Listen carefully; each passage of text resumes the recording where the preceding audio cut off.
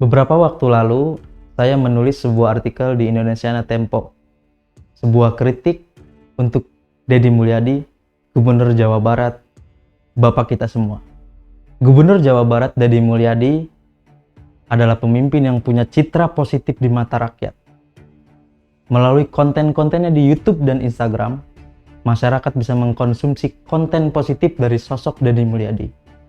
Sekali lagi, melalui YouTube dan Instagram, masyarakat bisa mengkonsumsi konten positif dari Deddy Mulyadi. Jadi masyarakat Jawa Barat selama ini mengkonsumsi konten-konten positif dari Deddy Mulyadi tentang sosok Deddy Mulyadi. Tapi pertanyaannya, apakah Deddy Mulyadi membuka ruang juga untuk masyarakat melihat celah sisi negatif dari kepemimpinannya di YouTube atau di Instagram? Tentu tidak. Dalam berdemokrasi, kita sebagai rakyat boleh menilai baik seorang pemimpin. Tapi jangan lupa, kita juga jangan lengah untuk mengkritik Deddy Mulyadi. Kenapa? Karena dalam politik tidak ada hitam putih. Tidak ada dualisme hitam putih. Politik selalu abu-abu. Kita harus terus memantau dan terus waspada. Bagaimana kepemimpinan Deddy Mulyadi di Jawa Barat ini? Kita harus terus mencari tahu, mengolah, sehingga kita bisa mendapatkan kebenaran yang sebenar-benarnya. Alasan utama kenapa kita harus mengkritik pejabat-pejabat kita, harus mengkontrol pejabat-pejabat kita. Karena dalam politik, dalam demokrasi, dalam politik berbasis demokrasi, itu tidak bisa berjalan dengan kesantunan. Beberapa kasus, kesantunan selalu mendorong kepada kemunafikan politik. Dalam demokrasi perlu ada pertengkaran gagasan, pertengkaran ide-ide. Kebijakan yang dilakukan oleh Deddy Mulyadi harus dipertengkarkan dengan gagasan-gagasan, terutama kaum muda. Bukan semata-mata berdasar kebencian, tapi berdasarkan partisipasi kita sebagai warga Jabar, warga Jawa Barat.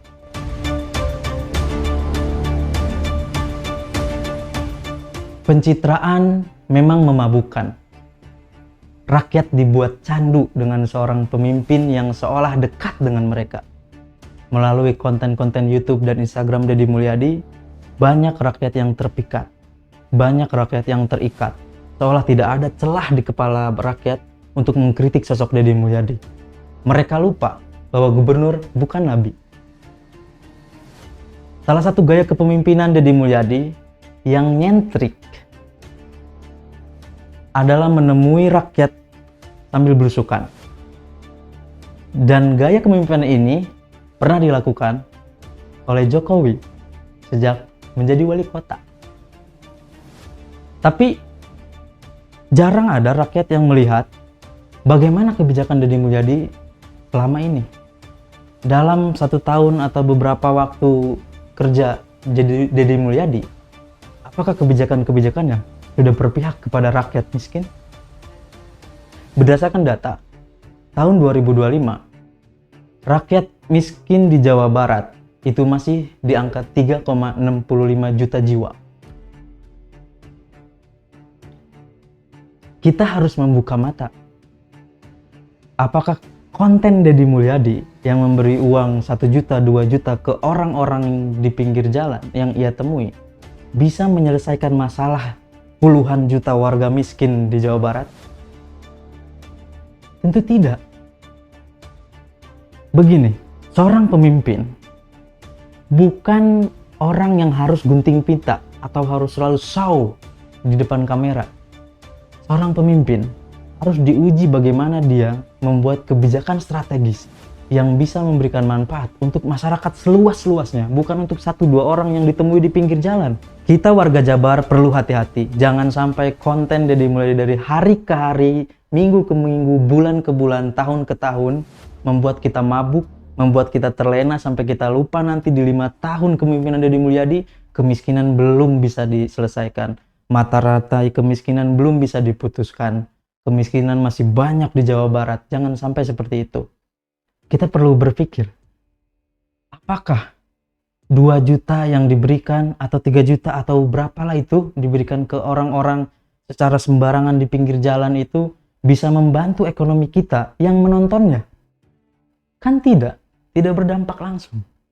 Seharusnya seorang gubernur sudah memikirkan bagaimana kebijakannya supaya dampaknya itu ke masyarakat luas, bukan lagi ke 1-2 orang. Kalau YouTuber boleh, tapi kalau gubernur sudah bukan tingkat itu. Apakah kita mau punya gubernur yang sehari-harinya disibukkan dengan konten, sedangkan kita butuh pemimpin yang harus mengontrol, memanage bagaimana kebijakan untuk memutus mata rantai kemiskinan? Jangan sampai di tahun terakhir kepemimpinan Deddy Mulyadi, kita sebagai warga Jabar lengah dan lupa karena terbuai oleh konten-kontennya, sedangkan kemiskinan masih merajalela. Kemudian, perlu dipahami, ada istilah eksploitasi kemiskinan. Apa itu eksploitasi kemiskinan?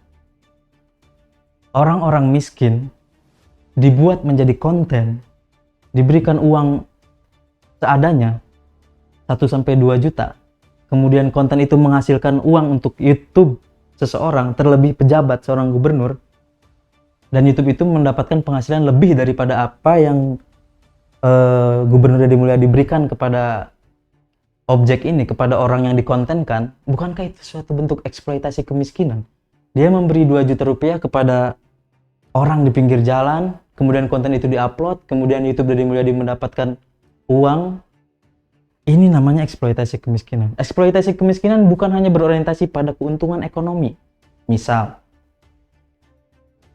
membuat konten berdasarkan orang-orang pinggiran, orang-orang miskin, untuk apa? Elektabilitas.